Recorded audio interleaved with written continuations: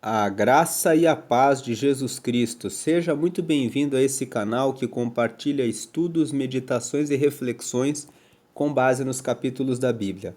Nós estamos gravando um pequeno curso do livro de Provérbios. Provérbios, que é um livro que foi escrito pelo rei Salomão para nos trazer conselhos e instrução para uma boa vida nessa terra. Meditamos na última aula, que é a aula 36, em Provérbios, nos versículos 11 até 20. Na aula 35, meditamos do versículo 1 até o versículo 10. Na aula de número 36, meditamos dos versículos 11 até o versículo 20. E hoje, nessa aula de número 37, vamos meditar a partir do versículo 21. Provérbios 20, versículo 21 diz assim: Entrando-se apressadamente de posse de uma herança no princípio, o seu fim não será bendito. Esse versículo está nos falando a respeito daqueles filhos que ficam com pressa de receber a herança. Muitas vezes uma pessoa morre, deixa uma herança para os seus filhos e tem aquele filho que está passando mais dificuldades e que entra na frente dos irmãos, querendo tomar logo a posse de uma herança logo depois que o falecido acabou de falecer. Ou seja, ele busca a posse de uma herança no princípio. A herança mal foi aberta, a pessoa mal acabou de morrer, e tem outras pessoas que até mesmo antes da pessoa morrer já estão dizendo: a casa vai ficar para mim, o carro vai ficar comigo. Então, quando uma pessoa entra apressadamente de posse de uma herança, logo depois, logo no princípio, logo depois que ocorreu a morte da pessoa, o seu fim não será bendito. Os outros irmãos vão dizer assim: o pai mal acabou de ser enterrado e ele ou ela já está querendo tomar posse da herança. Nós temos que passar pelo processo, temos que fazer o inventário, temos que ver como vamos fazer a divisão do patrimônio, temos que ver se existia um testamento. Então o versículo 21 está dizendo: faça de tudo para que você siga a sua vida. Na aula passada, na aula de número 36, nós fizemos uns comentários aqui a respeito de investimento, a respeito da aplicação de dinheiro, nas aulas de número 35 e número 36. Nós falamos sobre isso, que cada pessoa deve desenvolver várias habilidades, deve buscar ter múltiplas fontes de renda para que, se uma fonte de renda falhar, ela tenha à sua disposição uma outra fonte de renda. Agora, aquele que trabalha com carteira assinada numa CLT e não busca desenvolver uma habilidade ou ter uma segunda anotação na carteira para que tenha a sua prosperidade, a sua multiplicação garantida nos tempos de crise, acaba passando por dificuldades que fazem a pessoa ficar nessa condição de querer ter pressa de tomar posse da herança ou de querer até ver a morte do familiar para poder entrar na posse de um bem. Não se coloque nessa condição de ter que ter pressa de buscar uma herança, porque o seu fim não será bendito. Nós vemos famílias em que a união se perde em razão de disputas por herança. Não é bom que você se entregue a disputas por herança, porque o fim disso é amaldiçoado. O fim disso é maldito. O fim disso é a desunião entre as pessoas. É melhor você se prevenir e cuidar muito bem das suas condições econômicas para que, quando uma herança estiver em disputa, você possa desfrutar do processo, aguardar o tempo certo e receber a herança como algo bendito e não como algo amaldiçoado. Verso 22. Não digas, vingar-me-ei do mal. Espera pelo Senhor, e Ele te livrará. Então o versículo 22 nos ensina, nunca faça vingança. O problema da vingança é que quando alguém faz mal a você e você fica carregando essa pessoa no seu coração, você vai atrapalhar a sua vida. Alguém faz um mal para você e você fica pensando nela 24 horas. Você fica pensando em como se vingar. O tempo que você está dedicando a isso, que muitas vezes toma tempo da sua vida, é o tempo que você deixa de prosperar. É o tempo que você deixa de aplicar e investir na sua família, nos seus negócios e gera um grande gasto de energia. E o nosso corpo, toda a nossa energia devem estar direcionados para a nossa prosperidade, para a nossa felicidade. Então, se alguém lhe faz mal, perdoe a pessoa. Não negocie mais com ela. Evite falar com ela. Perdoe imediatamente e não se relacione mais com essa pessoa. Tem muitas pessoas que pensam que você é obrigado a perdoar e a continuar andando com a pessoa, mas você não é. A única obrigação que você tem é de perdoar a pessoa e não guardar nenhuma mágoa no seu coração. Perdoe. Realmente, literalmente perdoe. Guarde o seu coração como um tesouro caríssimo. Lá em Provérbios, no capítulo 4, no versículo 23, está escrito que sobre todas as coisas que você deve guardar, guarda o teu coração, porque é dele que procedem as saídas da vida. É do teu coração, daquilo que você carrega no seu sentimento, na sua emoção, que saem as respostas para a vida.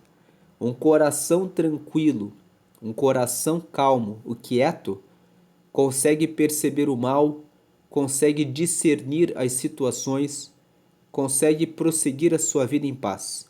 Um coração perturbado, inquieto, queimando do desejo de vingar-se de alguém, é um coração que perde a capacidade de tomar decisões importantes e acaba saindo em muitas situações com prejuízos em razão de o seu coração não estar tratado. Cuide muito do seu coração. Não deixe que ninguém tome conta dele para que você fique pensando nessa pessoa o dia inteiro. Deixa nas mãos do Senhor. O Senhor é Deus e Ele estabeleceu a lei da semeadura, de que tudo aquilo que você planta você colhe. E é Ele mesmo que fará com que a pessoa receba no tempo certo a colheita daquilo que ela plantou. Então não digas, vingar-me-ei do mal. Espera pelo Senhor e Ele te livrará. Se você esperar em Deus, Ele te livrará de gastar a sua vida, uma vida inteira, pensando em vingança.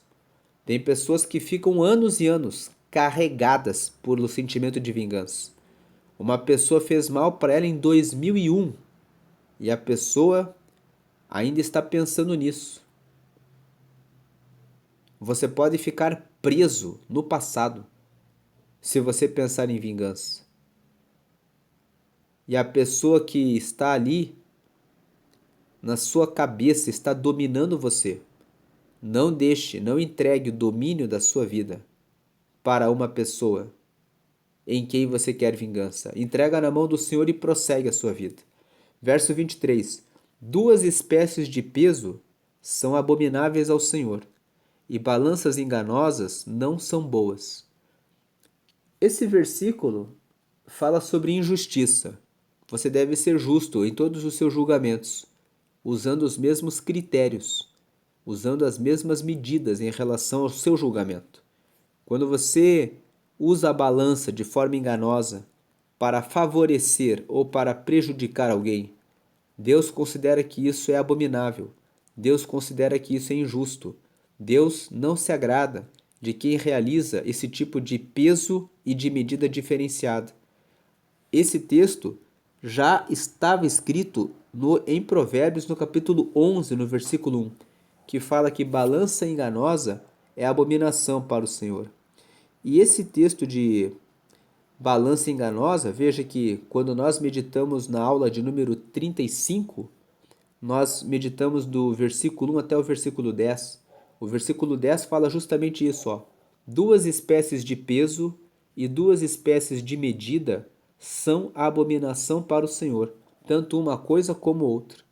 E aí agora nós estamos na aula 37, ainda em Provérbios no capítulo 20, e nós vemos que mais uma vez, no versículo 23, ele fala mais uma vez sobre essa questão de que duas espécies de peso são abomináveis ao Senhor e balanças enganosas não são boas. Então, Provérbios capítulo 20 trata a respeito da balança que é enganosa por duas vezes. Trata dessa situação no versículo 10, né? E trata mais uma vez no versículo 23. Verso 24: Os passos do homem são dirigidos pelo Senhor. O homem, pois, como entenderá o seu caminho? Quando você entrega a sua vida para Deus, Deus, ele dirige os seus passos. E muitas vezes ele permite que aconteçam coisas no seu caminho que você considera que são ruins, mas que na verdade são projeto de Deus para que ele realize algo melhor para você. E então, como nós podemos entender o nosso caminho? Quando muitas vezes Deus está fazendo algo na nossa vida que nós não entendemos enquanto Deus está fazendo. Depois que o processo termina, todo homem entende o que Deus fez. Mas durante o caminho, como entender? Aqui, lembramos da história de Jó. Jó foi colocado no campo de desafio do diabo. O diabo foi até Deus e disse: Ele é muito próspero, ele tem tudo. Então, ele adora ao Senhor por esse motivo. E o diabo colocou para Deus a seguinte questão: tira dele tudo o que ele tem e veremos se ele ainda continuará fiel ao Senhor. Deus permitiu que Satanás carregasse as coisas de Jó e depois o diabo disse para Deus: pele por pele, e o homem dará tudo pela sua vida. Ataca-lhe o corpo para ver se não te amaldiçoa no rosto. Então Deus permitiu que Satanás lançasse uma enfermidade sobre Jó, que ele precisava usar cacos de telha para poder se raspar. E estando nessa condição, Jó recebeu seus amigos. E os seus amigos começaram a acusá-lo, dizendo que ele tinha algum pecado. Jó estava sendo dirigido por Deus. Ele estava tendo a sua vida espiritual provada. Mas os passos dele foram dirigidos pelo Senhor. E durante a conversa com os seus amigos, ele se perguntava: por que isso está acontecendo comigo? Por que Deus está fazendo isso comigo? Só no final do livro, Jó entende que Deus é soberano e ele fala: eu conhecia o Senhor de ouvir falar, mas agora lhe conheço. Só depois do processo é que ele entendeu o caminho. Muitas vezes Deus está fazendo uma obra na sua vida e, como diz aqui o verso 24, os passos do homem são dirigidos pelo Senhor. O homem, pois, como entenderá o seu caminho? Só pode entender o seu caminho quando ele está em relacionamento com Deus. No relacionamento com Deus, ele consegue, pela direção do Espírito Santo, entender o que Deus está fazendo. Verso 25: Laço é para o homem dizer precipitadamente é santo, e feitos votos então inquirir. Versículo 25 está dizendo que você deve prestar muita atenção antes de dizer que algo é santo, que algo é de Deus. Que você deve fazer aquele voto porque é de Deus. Porque muitas vezes você fala é santo e só depois que você faz o questionamento: será que realmente é santo? Ou será que você agiu precipitadamente? Veja que o verso 25 diz: é um laço para o homem dizer precipitadamente é santo. É um laço você considerar que algo é santo sem avaliar de maneira adequada. 26. O rei sábio dissipa os ímpios e faz girar sobre eles a roda. Então o texto aqui diz que o rei, aquele que governa, aquele que lidera, aquele que é chefe de uma empresa, que é dono da sua própria empresa, você que pratica atividades de liderança, né? Quando ele fala aqui de rei, fala de quem está na liderança. O rei sábio, aquele que está na liderança e é sábio, dissipa os ímpios. Ou seja, aquele que está na liderança de qualquer negócio e é sábio, ele coloca para fora todos aqueles que não estão alinhados com o projeto. Ele dissipa os ímpios e faz girar sobre eles a roda, ou seja, coloca eles para fora. Imagine a cena: você pega uma roda gigante e você empurra a roda em cima daquela pessoa que atrapalha você, que não está alinhado com o teu projeto. Então a roda gira em torno deles e eles têm que sair correndo.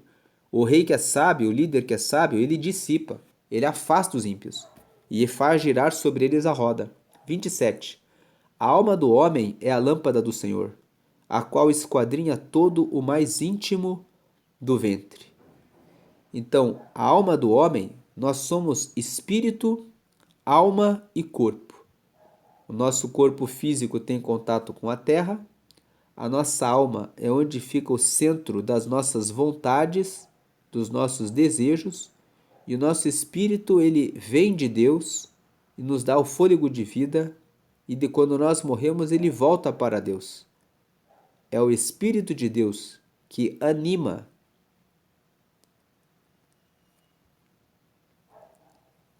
a alma daqueles que seguem a Deus.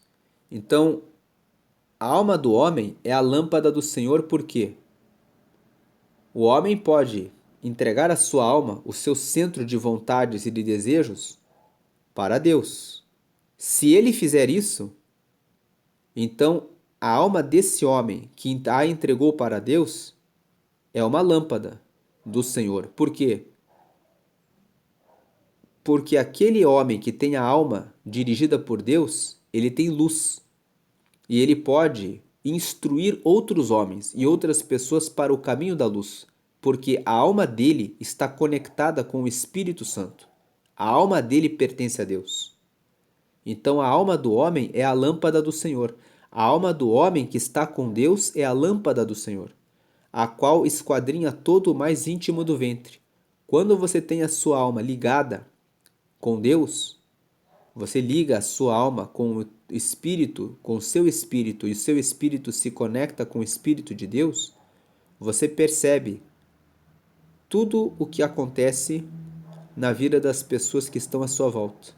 Você ganha a capacidade de esquadrinhar, conhecer o que se vai na mente, no coração das pessoas. Porque é Deus que dá essa habilidade. Quando você tem a sua alma conectada com o Espírito Santo. Aí sim você é uma alma que a sua alma é lâmpada do Senhor. Porque aquele que entrega a alma para a carne, para fazer o mal, certamente que a alma desse homem não é a lâmpada do Senhor. Mas aqui em Provérbios 20, versículo 27, ele está falando a respeito do homem que anda e entrega a sua vida para Deus. Esse homem, a sua alma, as suas vontades, os seus desejos, são de fazer aquilo que ele recebe como luz de Deus. Como o próprio Jesus disse em João, no capítulo 4, a minha comida e a minha bebida é fazer a vontade do meu Pai. Por que Jesus disse isso? Ele estava dizendo, a minha alma, que é o meu centro nervoso, onde ficam os meus desejos e as minhas vontades, está preocupada em comer e beber a comida do meu Pai, que é a palavra. Veja que o homem que ama a Deus tem a sua alma o lugar da lâmpada de Deus, da lâmpada do Senhor. Versículo 28. Benignidade e verdade guardam o rei, e com benignidade sustém ele o seu trono. Então a benignidade e a verdade guardam o rei. Em outras palavras, quando você é líder de alguma coisa, seja uma pessoa boa, seja benigno, seja uma pessoa que sempre procura fazer o bem. E sempre seja verdadeiro. Quando você é líder de uma equipe, quando você é rei, ou seja, você exerce liderança, às vezes você é o pai, você é a mãe, você é o líder aí da sua casa. Você é o líder da sua família aí. Haja sempre com benignidade e com verdade, porque essas são duas chaves que vão permitir que você sustente os seus liderados. Veja, benignidade e verdade guardam o rei. Se um rei, se um líder se entrega para a falsidade, para o engano, permite que a desonestidade tome conta da sua liderança, quando essas irregularidades forem descobertas, você vai perder a autoridade. Então você sustenta o trono com benignidade, sendo bondoso. Verso 29. O ornato dos jovens é a sua força, e a beleza dos velhos as cãs. Ou seja, quando você é jovem, a forma do seu corpo, né? O ornato dos jovens é a sua força, né? Ou seja, a sua força enquanto você é jovem é o que lhe caracteriza. Agora, quando você está na melhor idade,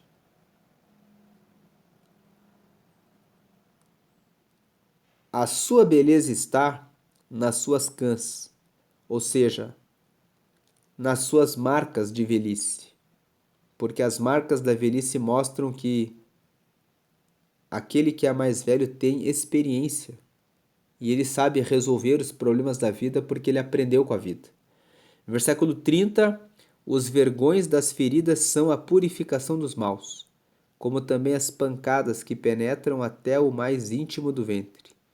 O versículo 30 nos ensina que aqueles que são tolos sempre terão que receber os castigos mais severos, vergões das feridas, para a purificação da maldade. E veja que a parte final do versículo 30 fala, como também as pancadas que penetram até o mais íntimo do ventre. Então, o que corrige o tolo são os açoites, porque ele não aprende pelo conselho, pela instrução. Então ele aprende pelos vergões que recebe, pelas pancadas que toma da vida, que vão penetrando. Pode perceber que aquele que é tolo, ele toma tantas decisões erradas e chega um tempo que na vida ele fica cansado, ele fala assim, estou cansado de tanto apanhar da vida. Mas ele apanha da vida justamente porque é tolo. E aí ele fala assim, estou cansado de tanto apanhar da vida. E essas pancadas, como diz o final, a última frase do versículo 30, penetram até o mais íntimo do ventre. Quando a pessoa está sendo ali esmagada pela vida, a pessoa vai assumindo aquela amargura até no seu coração, até o íntimo do seu ventre. Então essa é a meditação de Provérbios, capítulo 20, versículos 21 até o versículo 30. E corresponde à aula de número 37 do curso de Provérbios. Se você gostou desse conteúdo, curta, comente, compartilhe com outras pessoas para que essa palavra possa alcançar mais vidas para entenderem a palavra de Deus. Deus abençoe a todos.